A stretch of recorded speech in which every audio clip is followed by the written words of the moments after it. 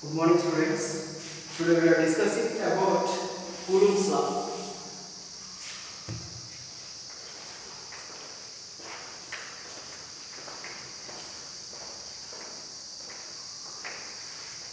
The last class we are discussing about electric field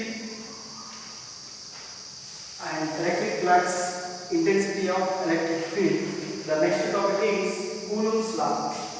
So this Coulomb's law states that the force of attraction between the two charges, the force of attraction or repulsion between the two charges is directly proportional to the product of the two charges and inversely proportional to the square of the distance between the two charges. These are the two conditions. So, for example, this is one charge. So that is Q1. So this is positive charge. And another one that is also positive charge Q2.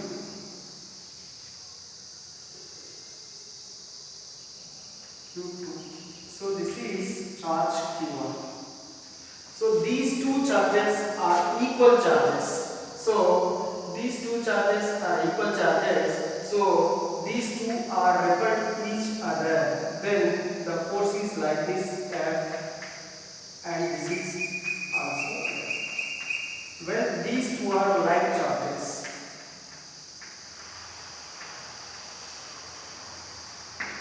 Otherwise, so one charge that is plus Q1 and another charge that is minus Q2. These two are unlike charges.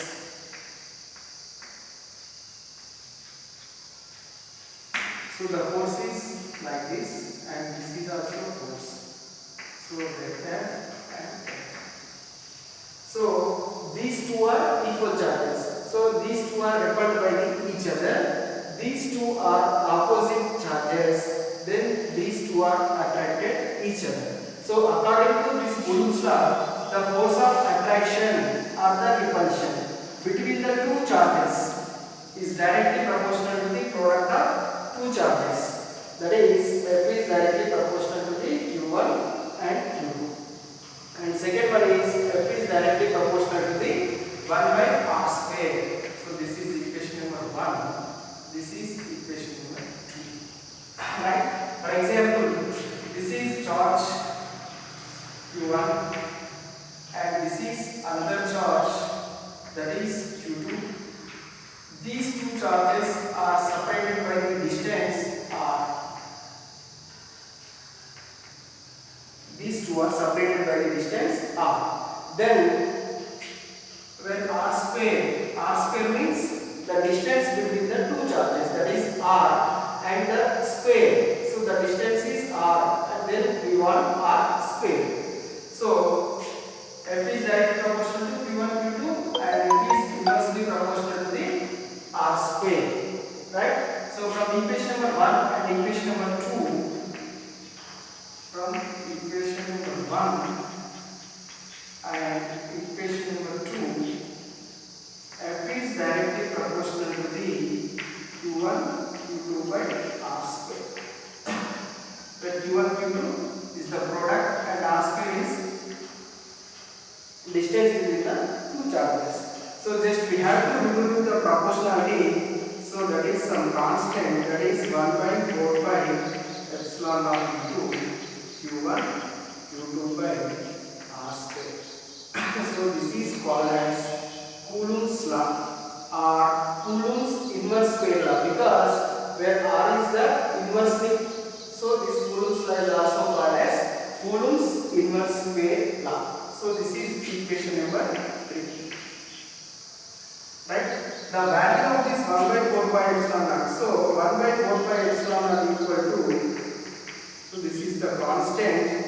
So this term is goes to like this. So F into R square by Q1 Q2. Right? So where Q is the charge, the units of charge is Coulomb and the R is the distance. So the units of distance is meters. So F is the force, the units. F is the force, so that is Newton into R square. R is the distance. The units of distance is meter. Then R square means meter square divided by Q is the charge. Charge into charge, charge square. So the units of charge is coulomb. So coulomb square. So these are the units of 1 by 4 by epsilon naught. So the value of 1 by 4 by epsilon naught, value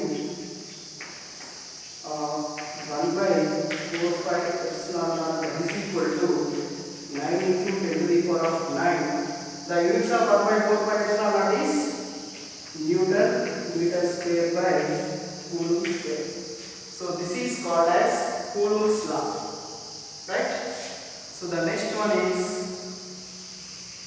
Gauss law.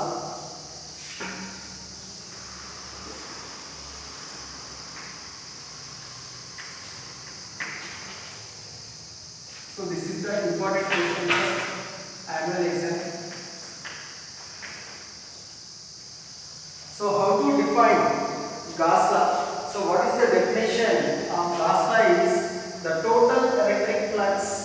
So definition.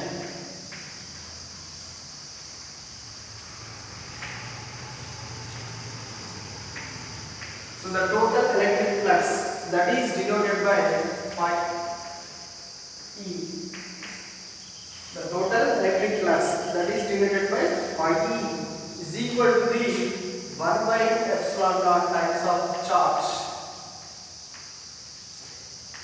So how to define Gauss law?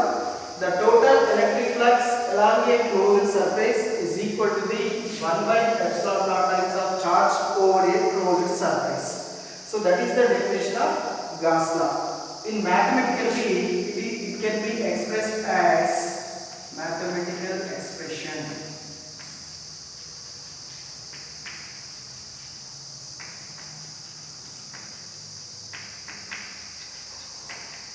The total electric flux, that is phi E, that is equal to, so it is E dot ds.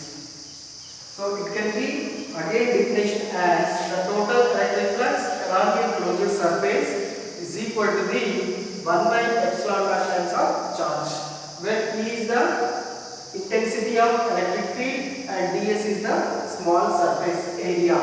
So that is equal to surface integral of A dot d. According to this electric field vector, this is a vector quantity and this is also a vector quantity. So E dot ds, that is equal to E ds cos theta, since A dot b equal to AB cos theta. This electric flux can be equal to the 1 by epsilon naught times of charge. So that is equal to 1 by epsilon naught times charge, means it is denoted by Q. Therefore, phi E equal to Q by epsilon naught. So this is the definition of Gauss law, where phi E is the total electric flux and Q is the charge and epsilon naught is the permittivity. So this is the definition of Gauss law. The proof of this Gauss law. So next one is proof.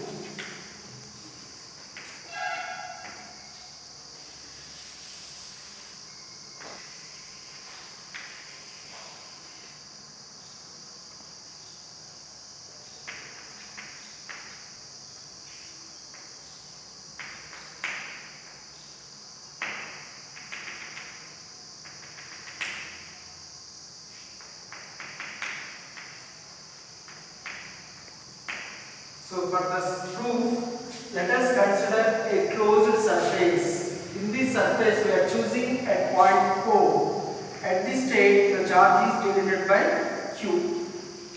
Right? So this point O is inside of the closed surface. Let us consider a point P on the surface, where plus Q is the charge. At point O. So where it is inside of this closed surface. Now we have to take a point P on the surface of the closed surface. So where P is point. So it can be located in on the surface. The distance from point O to P is denoted by R, where R is the distance at point O to P. Now we have to calculate the total electric flux, that is phi E, that is equal to Q by epsilon naught, where Q is the charge. For this purpose, we are choosing a small surface at point P, that is denoted by ds, where ds is the small surface at point P. At point P, electric field is E and the small surface is ds, where E and ds both are vector quantities. At the same time, these two are traveling in the same direction.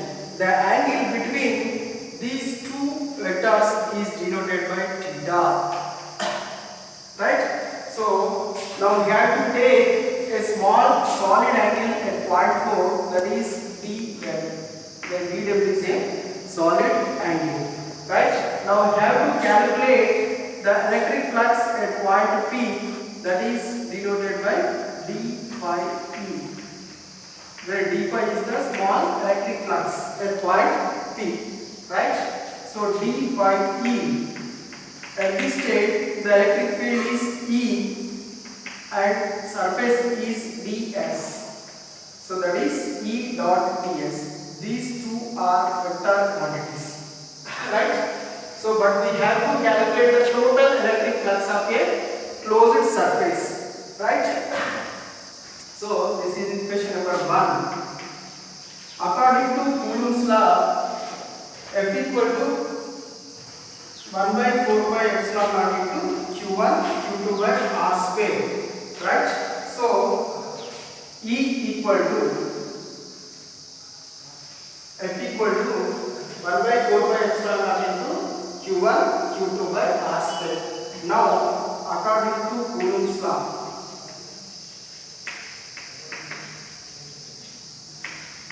E equal to 1 by 4 by epsilon naught into Q by R square.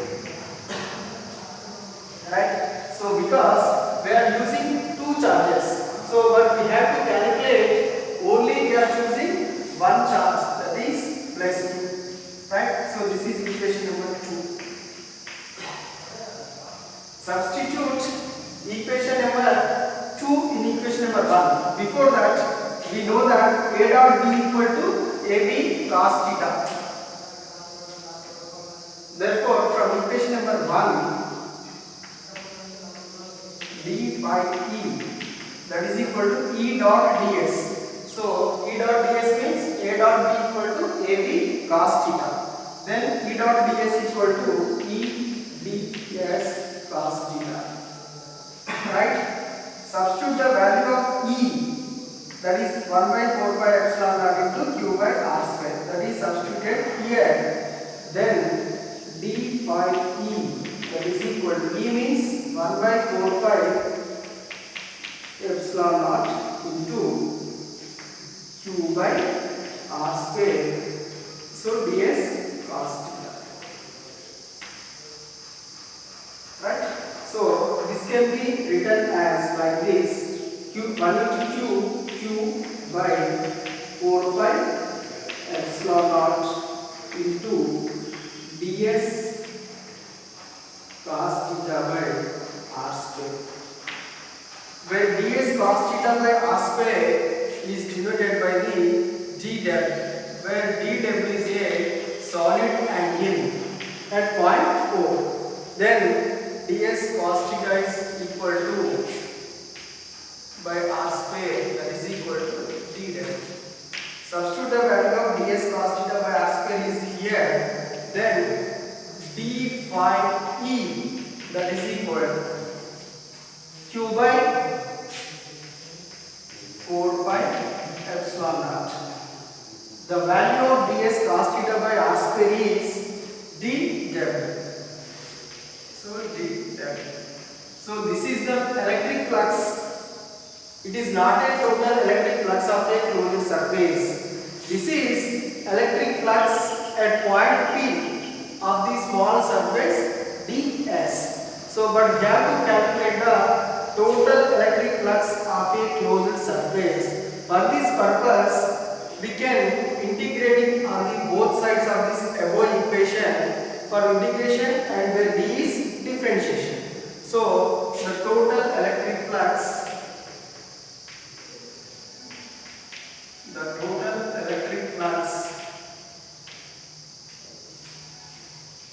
along a closed surface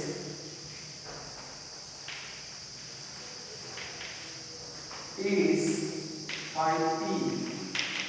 For this purpose, we can integrate the above equation on the both sides. So this is, for example, this is equation number 3. Integrating equation number 3 on both sides, then for the integration and differentiation it is cancelled, then phi e, that is equal integral of along the closed surface q by 4 pi epsilon naught into dw, where q by 4 pi epsilon naught is constant. This is integration and this is differentiation. Integration and differentiation is cancelled. So the value of dw is equal to the 4 pi. So substituting the value of dw is here, that is q by 4 pi epsilon naught into integral of differentiation of dw, that is 4 pi. So 4 pi gets cancelled. Then phi e, that is equal to q by epsilon naught. So this is equation number 4. The above equation is called total electric flux along a closed surface, that is 1 by epsilon naught times of charge. So the Gauss law is proved. So for the definition phi equal to q by epsilon naught, we can also prove phi equal to q by epsilon naught. So where it is, the total electric flux along a closed surface is 1 by epsilon naught times of charge. So this is called as Gauss law, when the point charge is inside of the closed surface. Right? The next topic is the point O is outside of the closed surface. That can be discussed tomorrow onwards. Thank you.